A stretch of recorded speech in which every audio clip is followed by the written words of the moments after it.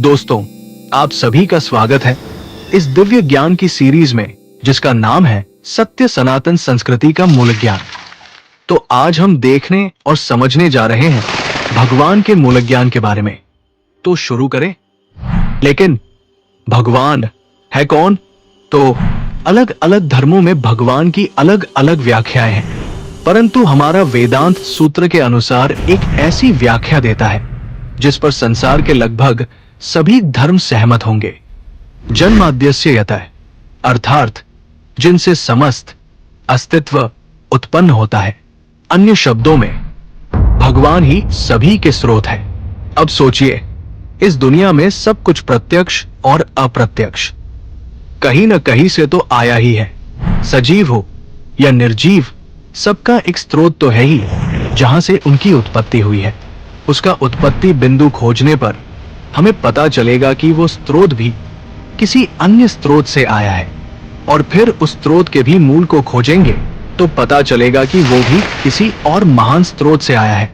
तो वो प्रारंभिक स्रोत जहां से सबकी उत्पत्ति शुरू होती है, जहां से सबको स्थिरता प्राप्त होती है, और अंत में जहां सब कुछ घुल जाता है।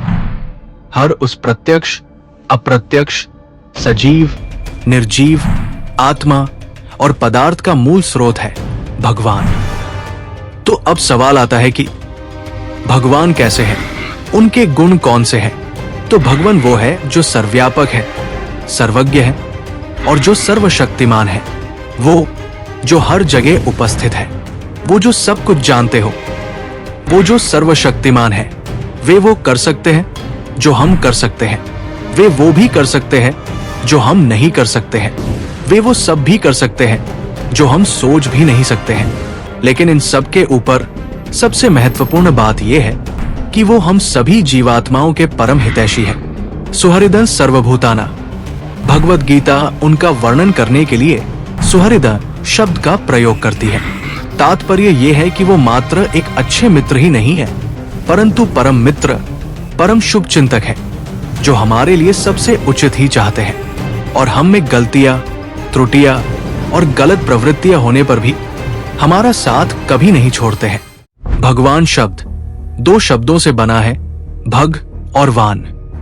भग मतलब ऐश्वर्य, वान मतलब से भरपूर, अर्थात भगवान वो है जो समस्त ऐश्वर्यों से भरपूर है। इसे सरलता से समझने के लिए सोचिए कि बलवान, धनवान, गुणवान का क्या अर्थ है।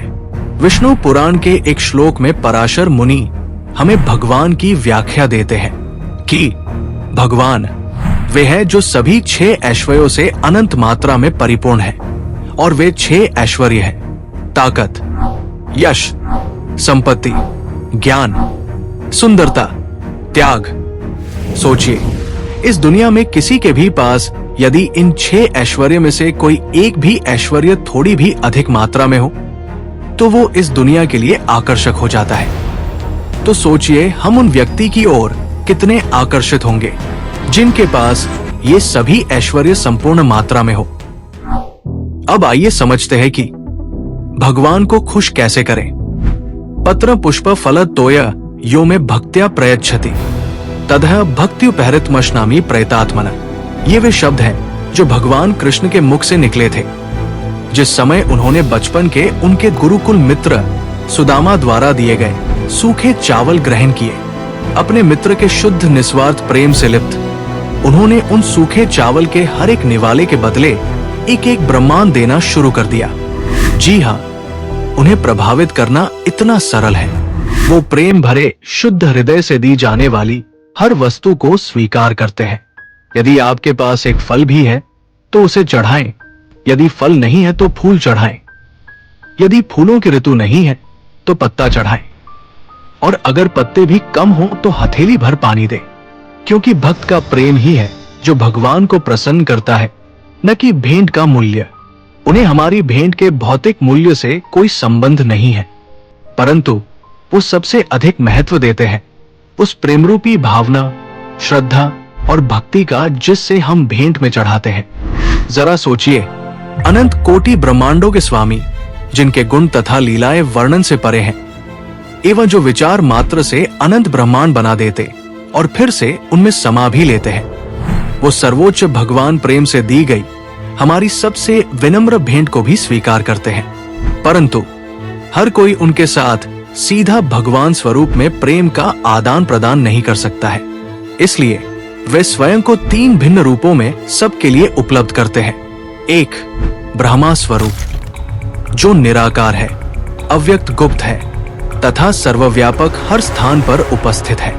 2, परमात्मा स्वरूप जो प्रत्येक जीव के हृदय में निवास करता है, योगी अपने हृदय में जिस रूप का ध्यान करते हैं। 3, भगवान स्वरूप जो साकार है, जो कि उनका मूल व्यक्त स्वरूप है, जो आध्यात्मिक दुनिया में रहते हैं तथा केवल अपने भक्तों के लिए प्रकट होते हैं। हजारों वर्षों के ध्यान और तपस्या के बाद भी मात्र सबसे साफ हृदय के योगी ही उनके उस परमात्मा रूप की झांकी प्राप्त कर सकते हैं, परंतु ऐसी तपस्या सभी के लिए संभव नहीं है।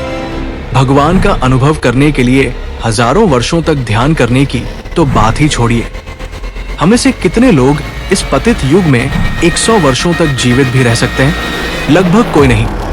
इसीलिए ईश्वर स्वयं को प्रत्येक जीव द्वारा अनुभव किए जाने तथा प्रेम के आदान प्रदान के लिए 4 तरीकों से उपलब्ध करते हैं।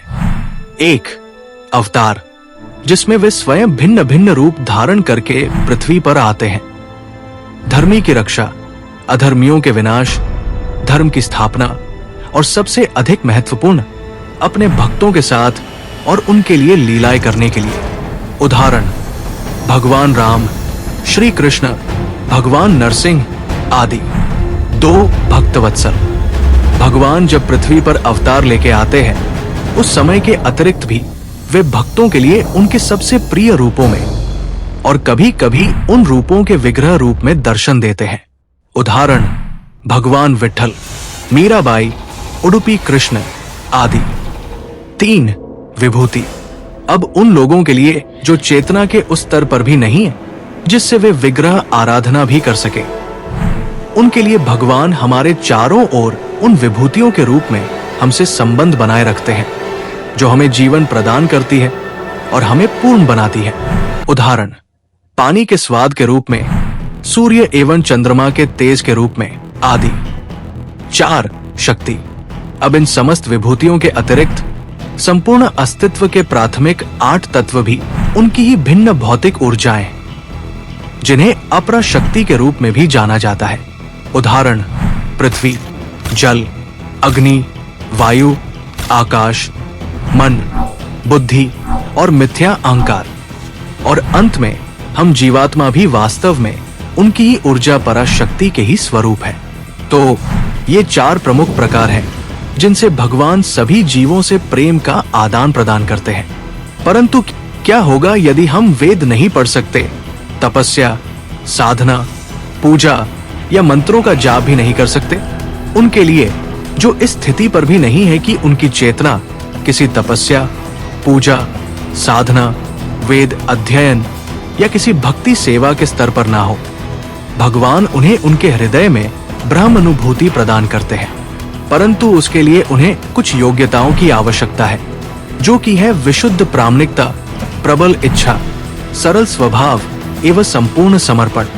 यदि इन सभी योग्यताओं के साथ कोई पूरे मन से प्रार्थना करता है या मदद के लिए पुकारता है तो किसी न किसी रूप में भगवान मदद के लिए आते ही हैं। उदाहरण, गज मोक्ष लीला, द्रौपदी चीरहरण आदि। अभी आइए जानते हैं कि कुल अवतार कितने हैं। 10 नहीं, 24 गलत, 100 निकट भी नहीं, 1000 नहीं,